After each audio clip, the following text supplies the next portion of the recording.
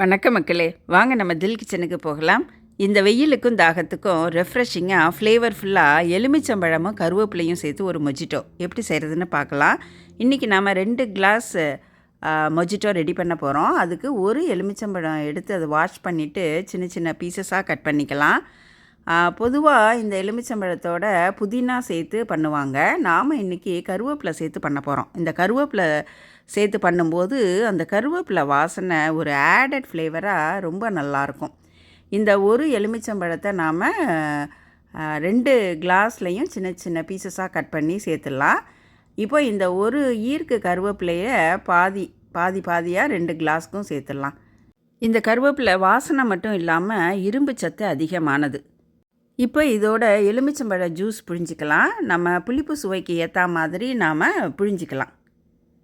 இப்போ 2 கிளாஸ்லேயும் நாம் எலுமிச்சம்பழ ஜூஸு புழிஞ்சாச்சு, நம்ம சுவைக்கு ஏற்ற மாதிரி.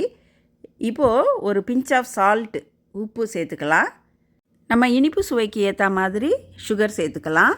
நாட்டு சர்க்கரையும் சேர்த்துக்கலாம். நான் இன்றைக்கி ஒரு கிளாஸ்க்கு 2 டீஸ்பூன் சுகர் சேர்த்துருக்குறேன். இதை லேசாக ப்ரெஸ் பண்ணிக்கலாம்.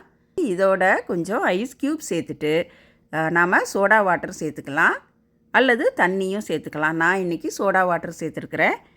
சேர்த்துட்டு அதை நல்லா கலந்து விட்டுட்டோன்னா நமக்கு எலுமிச்சம்பழம் கருவேப்பிலை மொஜிட்டோ சூப்பராக ரெடி ஆயிடுச்சுங்க. டெக்கரேஷனுக்கு அந்த எலுமிச்சம்பழத்துலேயே ஒரு சின்ன பீஸை கட் பண்ணி வச்சிடலாங்க.